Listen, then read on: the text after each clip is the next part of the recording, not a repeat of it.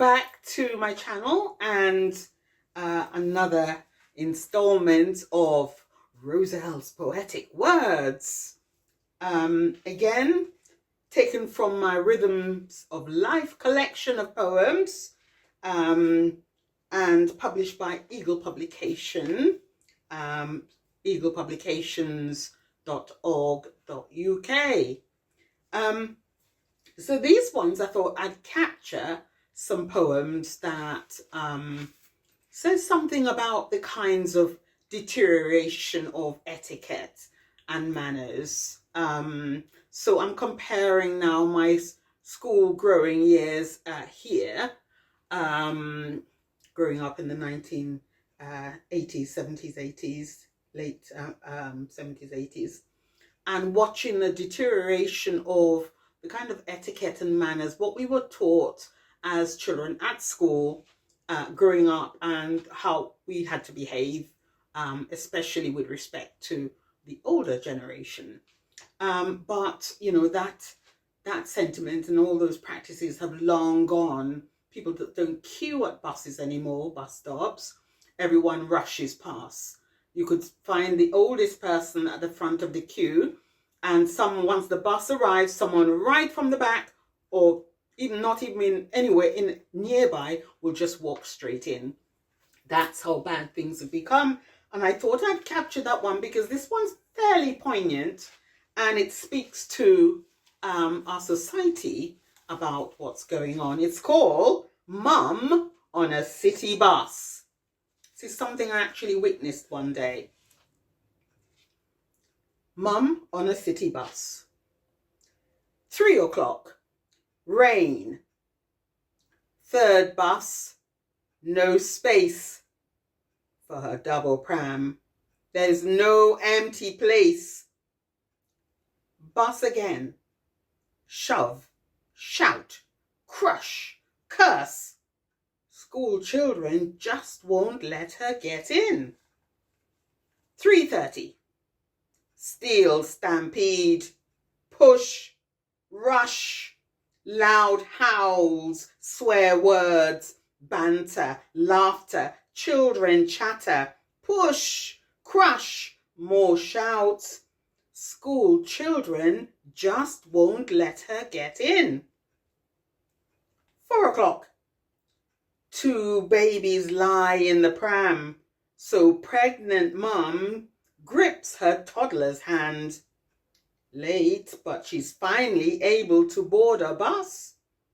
Doors open. Less rush, no crush. Now, no fuss. Parks pram in the on-bus designated space. If lucky, she'll find some nearby sitting place. But a fretting toddler refuses to sit still. Rubbing his tummy shows where he feels ill. The babies awake, join in his wailing chorus. Their mother rocks, coos over pram, then fuss. But a sitting passenger frets and loudly scolds. Now she's panic. Which babe should she hold? Her ears felt hot, her face bright red. The screaming babies just need to be fed. A full hour late for their precious dinner time, because no space on the bus she could find. Slowly, buses accumulate like a winding red snake. Accident up ahead? Not now, for goodness sake. Rain, hunger, cries, complaints, fear, stress rise. As pregnant mum, 2 baby and a toddler cries. She exits the bus, decide to walk home instead in the rain. It will help to keep a very cool head as she ponders the contesting strains of existing in this intolerant, impolite, querulous big city. And I think it's quite a shame, really, that young people would sit on buses and not let and much older person sit, or someone with a child, or maybe even pregnant people. I've seen it with my own eyes, and nowadays you can't really, you feel apprehensive to even tell them, because you never know what kinds of actions you could be the victim of. A weapon crime. I'm not saying knife crime, a weapon crime. But having said that, why don't I read you one with the kinds of fear that living in the city has instilled in our present time. You only have to really look at the newspaper pages or any kind of media feed, and the loss of young 15, 16-year-old children, boys as well as girls, mainly boys, and parents whose hearts and families whose loss, grief and pain, and those also who are perpetrators or witnesses to those.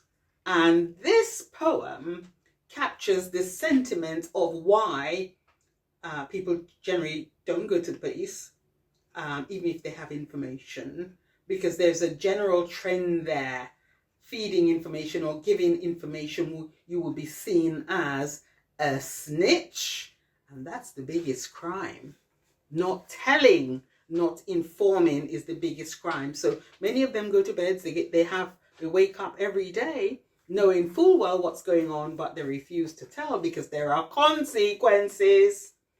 And so this poem, I think, captures some of the sentiments out there. It's called I Ain't No Snitch. And you can imagine a 14, 15, 16-year-old person saying that, because this is a kind of logic. And when I was a head teacher, I remember saying, look, what is this word snitch? What does it mean? So we've had assemblies where I've had to deal with grassing someone, snitching on someone, and the morals behind it, and the kind of logic. But there are real fears out there. So here is I Ain't No Snitch. Sometimes it's hard to say things that need to be said when a social tidal wave is rumbling inside your head.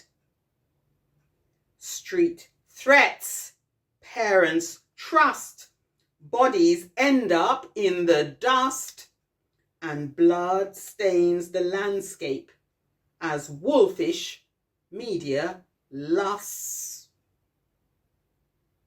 It's a survival game to hide the pain, 'cause I ain't no snitch.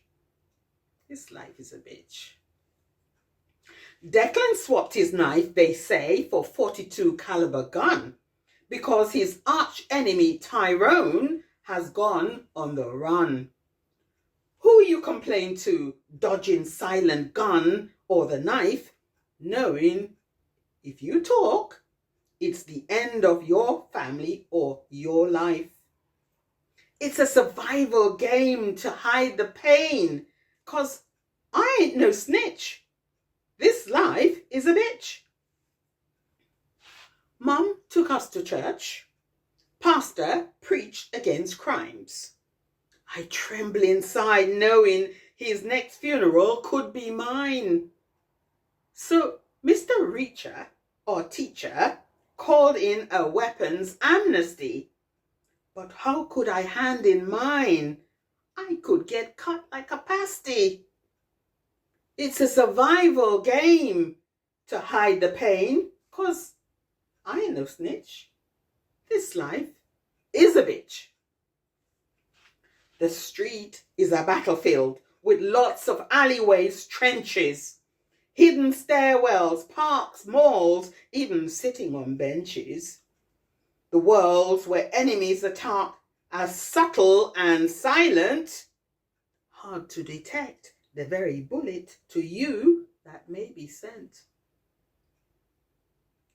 It's a survival game to hide the pain, 'cause I ain't no snitch. This life is a bitch. But Jason, my 13-year younger brother, Jake, killed last night. Stabbed going home alone from school, knifed on his bike. My mom heart's a bleeding coffin. Her baby they've slain. I'm forced to weapon talk now, as there's nothing to hide. No resurrection, so I'm nursing my much wounded pride. Still, I ain't no snitch, 'cause this life is a bitch. It's too late for brother Jason, but not too late for killer Jake, who'll have to face hate as we wait, in or outside of his jail. And for my dead innocent brother, we openly cry, we wail, knowing word on the street is Jake's death has been trailed. So now someone else's name is linked to the murder chain. It's a survival game to hide the pain. I ain't no snitch. This life is just a real bitch.